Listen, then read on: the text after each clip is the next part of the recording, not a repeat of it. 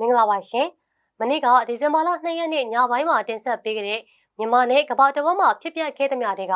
သတင်းအကြောင်းအရာတွေကိုပြန်ပြီးစူးစီးတင်ဆက်ပေးလိုက်ပါရှင်။အရင်ဦးဆုံးအနေနဲ့မြန်မာပြည်တွင်းကသတင်းအကြောင်းအရာတွေကိုနားဆင်ရမှာပါ။နေပြည်တော် PDF တပ်ရင်း800နဲ့မှာတပ်တွင်အလောင်းဖျောက်ခဲ့တဲ့ဖြစ်စဉ်ကိုစစ်ရုံးချုပ်ရုံးကစုံစမ်းစစ်ဆေးရေးခုံရုံးဖွဲ့ပြီးစစ်ဆေးမှုလုပ်နေပြီလို့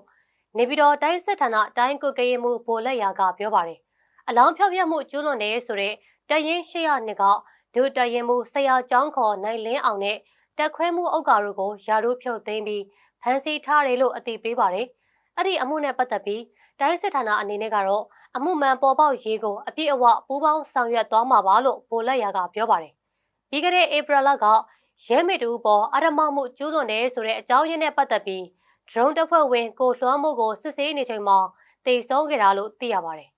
အဲ့ဒီဖြစ်စဉ်ကိုတပ်ရင်း800နှစ်တပ်ဖွဲ့ဝင်ဟောင်းတူဖြစ်တဲ့ကိုရှိုင်းတကတရားလိုပြုလုပ်ပြီးကရဏီပြည်ရဲဌာန KSP နဲ့အမျိုးသားညီညွတ်ရေးအစိုးရကာကွယ်ရေးဝန်ကြီးဌာနကိုတိုင်ကြားစာပေးပို့ခဲ့ပါတယ်။တိုင်ကြားစာပါအချက်လက်တွေအရတော့ drone တပ်ဖွဲ့ဝင်ကိုလွှမ်းမှုက drone တင်နန်းတက်နေစဉ်မှာရဲမေဂျူးဂျူးကိုအဓမ္မပြုကျင့်မှုကျူးလွန်တယ်လို့ဆွဆွဲခံရလို့ drone တင်နန်းတာဝန်ခံကကိုလွှမ်းမှုကိုတပ်ရင်း800နှစ်ကိုပြန်ပို့ခဲ့ပါတယ်။အဲဒီနောက်ဒုတပ်ရင်းမှုဆရာကျောင်းခေါ်နိုင်လင်းအောင်ကစခန်းရဲ့6ပေါက်မှာ2ညထည့်ပြီးရိုက်နှက်စစ်ဆေးခဲ့တယ်လို့သိရတာပါ။ကိုလွှမ်းမှုရေတောင်းတောက်ချိန်မှာလေတက်ခွဲမှုဥက္ကာကရေပုံးထဲစားဖြော်ပြီးလက်ဘင်းကိုခြေထောက်နဲ့ဖိနှင်းပြီးစားရည်တွေလောင်းချခဲ့တယ်လို့တိုင်ကြားစာမှာတွေ့ရပါတယ်။ကိုလွှမ်းမှုဟာရတဲ့တရားတွေနဲ့3ရက်မြောက်နေ့မှာ6ပေါက်ထဲမှာပဲတိတ်ဆုံးခဲ့ပြီးအလောင်းကိုတော့စခန်းရဲ့ပေ300အကွာမှာတပ်ဖွဲ့ဝင်6ယောက်ကတွားရောက်မြုပ်နှံခဲ့ရတယ်လို့ဆိုပါတယ်။ကိုလွှမ်းမှုတိတ်ဆုံးခဲ့တာအလောင်းဖြောက်တာနဲ့ပတ်သက်ပြီးနှုတ်ပိတ်နေဖို့နိုင်လင်းအောင်နဲ့ဥက္ကာတို့ကချင်းချောက်ခဲ့တယ်လို့တိုင်ကြားတဲ့တပ်ဖွဲ့ဝင်ဟောင်းတူကအသိပေးထားပါတယ်။ကိုလွှမ်းမှုရဲ့ရုပ်အလောင်းကိုတော့ကရဏီပြည်ရဲဌာနနဲ့ကျေးရွာတာဝန်ရှိသူတွေကပြီးခဲ့တဲ့နိုဝင်ဘာလနောက်ဆုံးပတ်မှာတူးဖော်တွေ့ရှိခဲ့ပါတယ်ရှင်။အာနာသိန်းစစ်ကောင်စီကိုငွေကြေးထုတ်မပေးဖို့နဲ့ဗန္ဒာရေးဆိုင်ရာဂတိကဝတ်တစ်တွေကိုဆက်လက်ဆိုင်းငံ့ထားဖို့ရည်ရွယ်တဲ့ No New Burma Fund Act ကိုAmerican အောက်လွှတ်တော်ကဒီဇင်ဘာ1ရက်နေ့မနေ့ကအတည်ပြုလိုက်ပါတယ်။စစ်တပ်အာဏာသိမ်းထားတဲ့မြန်မာနိုင်ငံကိုငွေကြေးထောက်ပံ့မှုအသစ်တွေထပ်မပေးရေးဥပဒေမူကြမ်းကို American အောက်လွှတ်တော်ကကန့်ကွက်သူမရှိတညီတညွတ်တည်းအတည်ပြုခဲ့တာပါ။မြန်မာအရေးနဲ့ပတ်သက်တဲ့အဲ့ဒီဥပဒေမူကြမ်းကို American အောက်လွှတ်တော်ကအတည်ပြုခဲ့ပြီးဖြစ်တာကြောင့်အထက်လွှတ်တော်ကဆက်လက်ထောက်ခံအတည်ပြုမယ်ဆိုရင်သမ္မတဒေါ်နယ်ထရမ့်လက်မှတ်ရေးထိုးဖို့သာကြံရှိမှာဖြစ်ပါတယ်။သမ္မတဒေါ်နယ်ထရမ့်ကလက်မှတ်ရေးထိုးပြီးအတည်ပြုလိုက်မယ်ဆိုရင်တော့ No New Burma Fund Act ဟာဥပဒေတရက်အဖြစ်အသက်ဝင်လာမှာဖြစ်ပါတယ်။လက်ရှိအောက်လွှတ်တော်ကအတည်ပြုလိုက်တဲ့ဥပဒေမူကြမ်းကိုဂျော်ဂျီယာပြည်နယ်လွှတ်တော်အမတ်နီကီမာဝီလီယမ်ကဦးဆောင်တင်သွင်းခဲ့တာဖြစ်ပြီးကယ်လီဖိုးနီးယားပြည်နယ်လွှတ်တော်အမတ်ယောင်ကင်ကပူးတွဲတင်သွင်းခဲ့တာပါ။မနေ့ကအမေရိကန်အောက်လွှတ်တော်မှာအဲ့ဒီဥပဒေမူကြမ်းမဲမခွဲခင်မှာမစ်ယောင်ကင်ကအာနာသိန်းစစ်ကောင်စီဟာနိုင်ငံတကာဘဏ္ဍာငွေကြေးတွေကိုတာဝန်ခံမှုရှိရှိထိန်းသိမ်းနိုင်မှာမဟုတ်သလိုအလိုအပ်ဆုံးမြန်မာပြည်သူတွေစီကိုလည်းရောက်ရှိစေမှာမဟုတ်ဘူးလို့ဆွေးနွေးခဲ့ပါတယ်။စစ်တပ်က2021ဖေဖော်ဝါရီလမှာဒီမိုကရေစီနည်းကျရွေးကောက်ခံအရက်သားအစိုးရကိုဖယ်ရှားပြီးအာဏာသိမ်းခဲ့တာဖြစ်ကြောင်းအဲ့ဒီဥပဒေမဲ့အာဏာသိမ်းလိုက်ချိန်ကစလို့မြန်မာနိုင်ငံအခြေအနေဟာဗယံပတာဖြစ်နေခဲ့ကြောင်းလွှတ်တော်အမတ်ယောင်ကင်ကပြောပါတယ်။စစ်တပ်အာဏာသိမ်းပြီးတဲ့နောက်ပိုင်းမြန်မာပြည်သူ6000ကျော်တပ်ဖြတ်ခံခဲ့ရပြီးလူပေါင်း2000ကျော်ဟာဖမ်းဆီးထိန်းသိမ်းခံထားရပါတယ်။ဒါ့အပြင်လူပေါင်း3.5သန်းကျော်ဟာလည်းနေရစွန့်ခွာထွက်ပြေးနေရကြောင်းကယ်လီဖိုးနီးယားပြည်နယ်လွှတ်တော်အမတ်ကရှင်းပြပါတယ်။ဒီလူသားချင်းစာနာမှုဆိုင်ရာအကြက်တဲဟာအာဏာသိမ်းစစ်တပ်ကြောင့်ဖြစ်ပေါ်လာတဲ့ဆိုတာအလွန်ပဲထင်ရှားတယ်လို့မစ်ယောင်ကင်ကဆက်ပြောတာပါ။ဒါကြောင့် No New Burma Fund Act ကိုထောက်ခံမဲပေးကြဖို့အောက်လွှတ်တော်အမတ်တွေကိုမစ်ယောင်ကင်ကတိုက်တွန်းခဲ့တာဖြစ်ပါတယ်ရှင်။ရှမ်းပြည်နယ်မြောက်ပိုင်းတီဘောမြို့နယ်မိုးတီရွာအုပ်စုဂွန်ဆန်လိတ်ကျေးရွာကဒေသခံတွေရဲ့နေအိမ်နှလုံးကအင်ရှင်တွေကိုစစ်သား2ယောက်ကတနတ်ထောက်ဓမြတိုက်သွားကြောင်းရှမ်းပြည်တိုးတက်ရေးပါတီ SSPP ကထုတ်ပြန်ပါတယ်။နိုဝင်ဘာလ28ရက်မနက်အစောပိုင်းမှာတနတ်ကင်ထားတဲ့စစ်သား2ယောက်ကဂွန်ဆန်လိတ်ရွာကနေအိမ်တစ်လုံးကိုဓမြတိုက်ပြီးနေအိမ်မှာတည်ထားတဲ့ဈေးဆိုင်ကနေကျပ်9သိန်းခန့်တန်မိုးရှိတဲ့ကုန်ပစ္စည်းတွေနဲ့ပတ်စံတွေယူသွားတယ်လို့ဖော်ပြပါတယ်။ဒါ့အပြင်နောက်ထပ်နေအိမ်တစ်လုံးကဈေးဆိုင်နဲ့နေအိမ်အတွင်းကပစ္စည်းတွေကိုလည်းမှွေနှောက်ယူသွားတယ်လို့သိရတာပါ။အင်းရှင်တွေကစစ်သားဆိုတော့တကားဖွင့်ပေးခဲ့ပြီးအိမ်ထဲရောက်တာနဲ့တနက်ထောက်ဓမြတိုက်ခဲ့တာလို့ဒေသခံတို့ကပြောပါတယ်။အဲ့ဒီလိုဓမြတိုက်တဲ့ဖြစ်ရပ်ကို ရက်ကျေးတာဝန်ရှိသူတွေကဒေသတွင်းစစ်ကောင်စီအရာရှိတွေကိုတိုင်ကြားခဲ့တယ်လို့ဆိုပါတယ်။အဲဒီနောက်ကျူးလွန်သူတပ်သား2ယောက်ယူသွားတဲ့ဘက်ထရီနဲ့ဆိုလာပြားကိုအင်ရှင်တွေစီပြန်လည်ပို့ဆောင်ပေးခဲ့ပြီးကျန်တဲ့စားတောက်ဖွယ်ရနဲ့ငွေကြေးအချို့ကိုလည်းတာဝန်ယူပေးမယ်လို့ပြောပေမဲ့ပြန်လာမပေးသေးဘူးလို့ SSPP ကဒေသခံကိုကိုးကားပြီးသတင်းဖော်ပြထားပါတယ်။ကျူးလွန်သူတပ်သား2ယောက်ကိုအရေးယူမယူဆိုတာကိုလည်းမသိရသေးဘူးလို့ဆိုပါတယ်။ဒီဘောမြို့နယ်ကို1029စစ်စင်ရေးဒုတိယလိုင်းမှာတအန်းတက်TNLဦးဆောင်ပြီးပူးပေါင်းတပ်တွေနဲ့သိမ်းပိုက်ခဲ့တာဖြစ်ပါတယ်။ဒါပေမဲ့စစ်တပ်ကတံပြန်ထိုးစစ်ဆင်ပြီးဒီနှစ်အော်တိုဘာလမှာပြန်လည်ထိန်းချုပ်နိုင်ခဲ့တာပါ။လက်ရှိမိုးတေကျေးရွာအုပ်စုမှာတော့စစ်ကောင်စီတပ်တွေစိုးမိုးလှုပ်ရှားနေတယ်လို့ဒေသခံတချို့ကဆိုပါတယ်။စစ်ကောင်စီတပ်ဟာဒီဘောမြို့အပြင်ကြောက်မယ်နဲ့နောင်ချိုစတဲ့ TNL သိမ်းပိုက်ထားတဲ့မြို့တွေကိုပြန်လည်ရယူထားနိုင်တယ်လို့မိုးကုတ်နဲ့မိုးမိတ်မြို့ကိုလည်း TNL နဲ့အပြစ်ရစဲရေးသဘောတူညီချက်အရကြီးတစ်ချက်မဖောက်ရဘဲTNL စီကနေပြန်လည်ရယူနိုင်ခဲ့ပါတယ်ရှင်။အညာမြေတပ်ပေါင်းစုစီကိုပခုတ်ကူခရိုင်မှာအခြေစိုက်ထားတဲ့ God of မြိုင်တပ်ဖွဲ့နဲ့ Eagle Fighter တပ်ဖွဲ့တို့ကဒီနေ့ထပ်မံပေါင်းစည်းလိုက်တယ်လို့သိရပါတယ်။ပခုတ်ကူခရိုင်အတွင်းကပခုတ်ကူနဲ့မြိုင်နယ်ပေါက်နယ်စိတ်ဖြူနယ်နဲ့ပလဲနယ်ဘက်တွေမှာစစ်ရေးဖော်ဆောင်နေတဲ့အညာမြေတပ်ပေါင်းစုကိုမနစ်ကဂျွန်လမှာတော်လှန်ရေးတပ်ဖွဲ့9ဖွဲ့ပူးပေါင်းပြီးတပ်ပေါင်းစုအဖြစ်ဖွဲ့စည်းခဲ့တာပါ။အဲ့ဒီ9ဖွဲ့ကတော့ MUGDF ဇာမနီပျောက်ကြားတပ်ဖွဲ့ James Bond တပ်ဖွဲ့ TSG NDF နဲ့ဒုညင်နောင်ပျောက်ကြားတပ်ဖွဲ့တို့ဖြစ်ပါတယ်။ဒီတော်လှန်ရေးမှာအပြန်အလှန်ထိန်းကျောင်းရင်း Federal ကိုအရောက်သွားနိုင်ဖို့ခုလိုပေါင်းစည်းခဲ့ကြတာဖြစ်တယ်လို့အညာမြေတပ်ပေါင်းစုရဲ့ပြောရေးဆိုခွင့်ရှိသူကိုပူပူတန့်စင်က People Spin ကိုပြောပါတယ်။ပေါင်းစည်းရတဲ့အကြောင်းရင်းတွေထဲမှာပုံမထိရောက်တဲ့တိုက်ပွဲတွေဖော်ဆောင်ဖို့ရန်သူကိုညီညွတ်စွာတုံ့ပြန်နိုင်ဖို့တော်လှန်ရေးအဖွဲ့အချင်းချင်းကြားပိုပြီးညီညွတ်ဖို့နဲ့သဘောထားကွဲလွဲမှုတွေမရှိဘူးလို့သူကရှင်းပြပါတယ်။အညာမြေတပ်ပေါင်းစုမှာအရင်ရှိတဲ့9ဖွဲ့နဲ့အခုထပ်ပြီးဝင်ရောက်လာတဲ့2ဖွဲ့တို့ဟာဒီနေ့မှာတရားဝင်ပူးပေါင်းဖို့အတွက်လက်မှတ်ရေးထိုးခဲ့ကြတာပါ။လက်မှတ်ရေးထိုးတဲ့အချက်6ချက်ပါတဲ့ကြေညာချက်အရအာဏာရှင်ကြောက်ဆုံးတဲ့နေ့ရက်အထိကြေညာချက်ကအတည်ဖြစ်ပြီးစစ်ရေးအရှင်တွေကိုအရင်ကထက်ပိုပြီးမြင့်တင်ဆောင်ရွက်သွားမယ်လို့အတည်ပြုထားပါတယ်။တပ်ဖွဲ့ဝင်တွေအားလုံးဟာဖက်ဒရယ်အတွက်တိုက်ပွဲဝင်နေတဲ့ဘယ်အဖွဲ့အစည်းနဲ့မဆို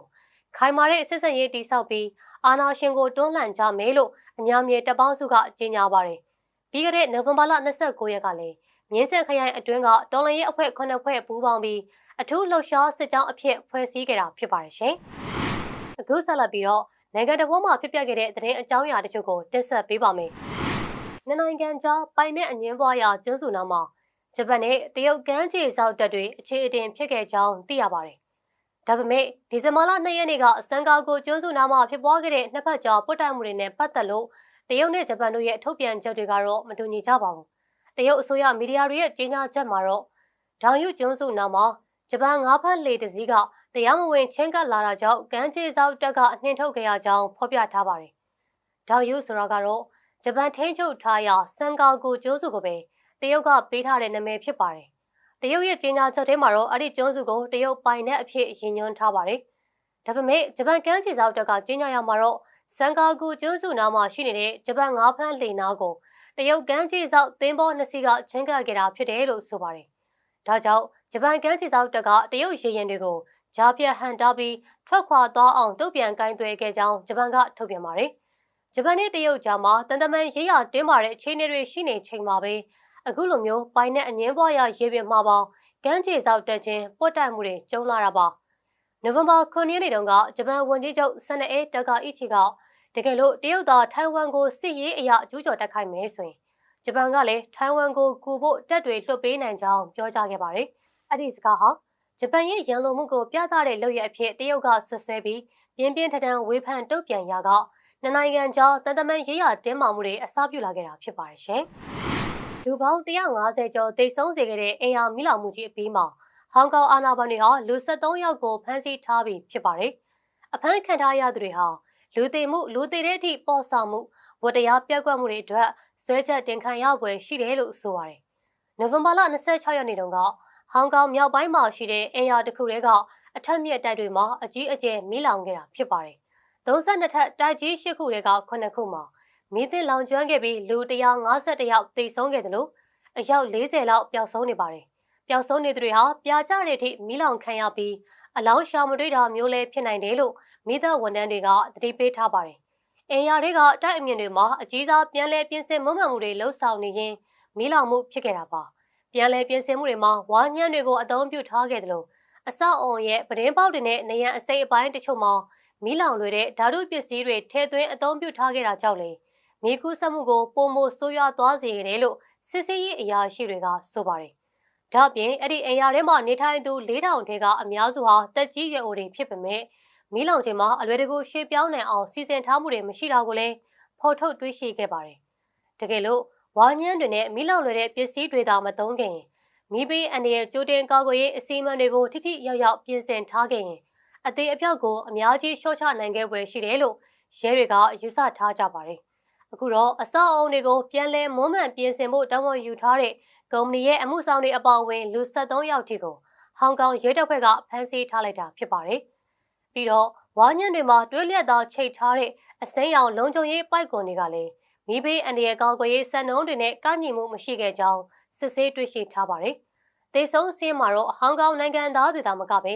အိမ်အကူအဖြစ်လာရောက်အလုပ်လုပ်နေတဲ့အင်ဒိုနီးရှားနိုင်ငံသား9ယောက်နဲ့ဖိလစ်ပိုင်1ယောက်ပါဝင်တယ်ဆိုတာကိုလည်းအတည်ပြုတွေ့ရှိထားပါတယ်။ဟောင်ကောင်ဟာတရုတ်အစိုးရကထိန်းချုပ်ထားတဲ့နေမြေတစ်ခုဖြစ်ပါတယ်။ဟောင်ကောင်ကမီးလောင်မှုနဲ့ပတ်သက်ပြီးဒေဆုံးသူတွေအတွက်ဆူတောင်းတဲ့အခမ်းအနားတွေလုံခြုံရေးစံနှုန်းတွေမြင့်တင်ပေးဖို့တောင်းဆိုမှုတွေမှာအာဏာပိုင်တွေရဲ့အစီအစဉ်မှုတွေရော့ရဲခဲ့တဲ့အပေါ်လူထုကဒေါသထွက်နေတဲ့အရေးအယောင်တွေကိုလည်းတွေ့ကြရပါတယ်။တရုတ်အစိုးရကတော့ဟောင်ကောင်မီးလောင်မှုကိုအကြောင်းပြုပြီးတရုတ်စန့်ကျင်ရေးဆန္ဒပြပွဲတွေအစပြုလာမဲ့ကိစ္စတိုင်းကိုလုံးဝစိတ်မကူးကြဖို့တတိပေးထားပါတယ်။ဒီဇင်ဘာ2ရက်နေ့မနက်ပိုင်းထိအခြေအနေအရတော့မိသားတပ်ဖွဲ့ဝင်တွေနဲ့ရဲတွေဟာအခြေအနေအဆိုးဆုံးအထက်တွေမှာစစ်စစ်ဆက်ဆက်ရှာဖွေမှုတွေဆက်လက်လုပ်ဆောင်နေပါတယ်။မီးစတင်လောင်ကျွမ်းခဲ့တဲ့အကြောင်းရင်းကိုတော့တိတိကျကျမသိရသေးပါဘူး။အင်ယာထဲမှာနေထိုင်သူတွေထဲကအယောက်1100လောက်ကိုယာယီခုံလုံရေးစခန်းတွေမှာနေရာချထားပေးပြီးနောက်ထပ်အယောက်680လောက်ကိုတော့အဆောင်တွေဟိုတယ်တွေတဲခိုခန်းတွေမှာနေရာထိုင်ခင်းစီစဉ်ပေးထားတယ်လို့သိရပါတယ်။အဲ့ဒီအင်ယာမီးလောင်မှုဟာဟောင်ကောင်တမိုင်းမှာအဆိုးဆုံးဖြစ်ခဲ့တဲ့1948ခုနှစ်မီးဘေးသင့်မှုကြီးထက်အသေးအပြောက်ပိုများလာနိုင်ခြေတွေရှိနေပါတယ်။အဲ့ဒီတုန်းကတော့ကုန်းလောင်ရုံတစ်ခုမှာမီးလောင်ခဲ့ရာကလူပေါင်း186ယောက်ထိအသက်ဆုံးရှုံးခဲ့ကြောင်းသိရပါတယ်ရှင်။ပီရူးနိုင်ငံကမြစ်စိတ်တနေရာမှာကန့်ကတ်ထားတဲ့မြစ်ကြောင်းသွားခီးတဲ့တင်ရေရဲနှစ်စီးပေါ်ကိုကမ်းပါးပြိုကျလို့လူ12ယောက်ထပ်မံသေဆုံးခဲ့ပါတယ်။ဒီဇင်ဘာလ1ရက်မနက်အစောပိုင်းတုန်းကအမေဇုံတစ်တော်တွေနဲ့ဆက်ဆက်တည်ရှိရာဦးကာယာလီဒေသတွေကမြစ်ကြောင်းသွားလှေစိတ်တစ်ခုမှာရနာထားတဲ့ရေရင်တွေပေါ်ရုတ်တရက်မြေပြိုမှုဖြစ်ခဲ့တာပါ။မြင့်မြင့်တွေရဲ့အဆိုအရလှေတစ်စီးဟာရွှွနွန်ချက်တွေပြီးမိပြီးလုံးဝအုပ်သုံးနစ်မြုပ်သွားခဲ့တယ်လို့နောက်တစ်စီးကလည်းဆူဆူရွရွပျက်စီးသွားကြောင်းသိရပါတယ်။အဲ့ဒီရေရင်တွေဟာမြစ်ရိုးတစ်လျှောက်စံတက်ရင်နိုင်ငံမြောက်ပိုင်းမှာရှိတဲ့အမေဇုံတောတွင်းတိုင်းရင်းသားမျိုးနွယ်စုကျေးရွာတွေစီတွားရောက်ဖို့အစီအစဉ်ထားခဲ့တာဖြစ်ပါတယ်။ကယ်ဆယ်ရေးတွေကအလောင်း12လောင်းကိုရှာတွေ့ထားပြီးအယောက်90ဝန်းကျင်ပျောက်ဆုံးနေတယ်လို့ပြောပါတယ်။ရေရင်နှစ်စီးပေါ်လိုက်ပါခဲ့တဲ့စုစုပေါင်းခရီးသည်အရေအတွက်ကတော့အယောက်100ကျော်လောက်ရှိမယ်လို့ယုံကြည်ရပါတယ်။ဒဏ်ရာရသူတွေကိုတော့နီးစပ်ရာဆေးရုံတွေစီအရေးပေါ်တင်ပို့ထားရပါတယ်။ရဲတွေနဲ့ရေတပ်ဟာပျောက်ဆုံးနေသူတွေကိုမြစ်ရိုးတစ်လျှောက်အပူတပြင်းလိုက်ရှာနေကြပါတယ်။ဒါပေမဲ့ဦးကာယာလီမြစ်ရဲ့ရေဆေးတံမှုကြောင့်ကယ်ဆယ်ရေးနဲ့ရှာဖွေရေးလုပ်ငန်းတွေမှာအခက်အခဲတွေနဲ့ရင်ဆိုင်နေရတယ်လို့ဆိုပါတယ်။ကနဦးစစ်ဆေးမှုတွေအရရေတိုက်စားမှုတွေကြောင့်ကမ်းပါးနေရန်တွေပြိုကျခဲ့တာဖြစ်တယ်လို့အမျိုးသားအရေးပေါ်အခြေအနေတုံ့ပြန်ရေးဦးစီးဌာနက